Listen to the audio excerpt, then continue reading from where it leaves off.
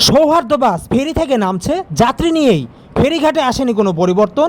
ফেরি থেকে যখন সৌহার্দ্য বাস নেমে যায় তখন কী যে এক রোমাঞ্চকর দৃশ্যের সৃষ্টি হয় সেটা আসলে এখানেই দেখতে পাচ্ছেন। ফেরি থেকে সৌহার্দ্য বাস এবং অন্যান্য বাস নেমে যাওয়ার রোমাঞ্চকর দৃশ্য এখন তুলে ধরবো। দেখেন ফেরি থেকে পন্টুন থেকে বাস কিভাবে বের হয়।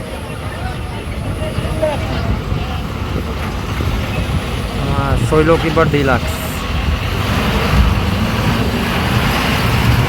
দেখেন এই ফেরি থেকে ওঠার রাস্তাটা আবার উঁচু, দেখছেন? ওঠার রাস্তাটা আবার উঁচু অনেক।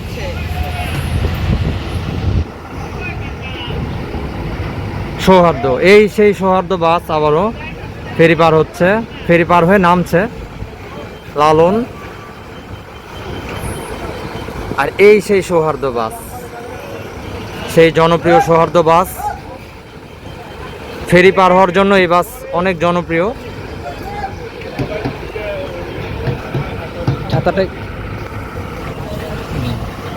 এই হচ্ছে লালন। তো আমি ব্যক্তিগতভাবে বলবো যে ফেরিতে চলাচল করে বাসে যে সকল যাত্রীরা রয়েছেন তারা যখন ফেরিতে বাস উঠবে বা নামবে তারা তখন অবশ্যই বাস থেকে নেমে যাবেন। অনেক সময় দেখা যাচ্ছে যে অনেক যাত্রী নিজে থেকেই হয়তো বাসে থেকে নামতে চায় না, এমনও ঘটছে। তো সবাইকেই কিন্তু নিজ দায়িত্বে বাস থেকে নেমে যাওয়া উচিত, যাত্রীদের নিজেদের কথা চিন্তা করে নেমে যাওয়া উচিত। দেখেন ফেরি থেকে বাস নামার পরে বাস যখন যাচ্ছে এই রাস্তাটাই বা কতটা উঁচু। আর এই যে এখন আসছে সৌহার্দ্যের দুটো বাস ট্রাকের পেছনে রয়েছে।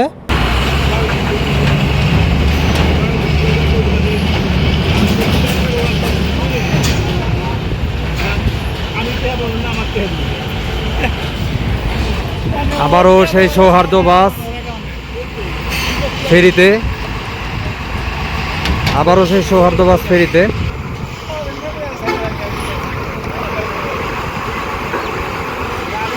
এবার দুইটা সৌহার্দ্য বাস একসাথে ফেরিতে। সৌহার্দ্য বাস ফেরিতে পার হওয়া মানেই এবারের ঈদের কথা আমাদের মনে করে দেয়।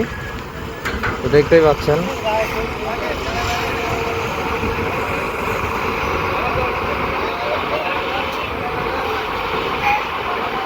এই যে দুইটা। এই যে আসসালামু আলাইকুম।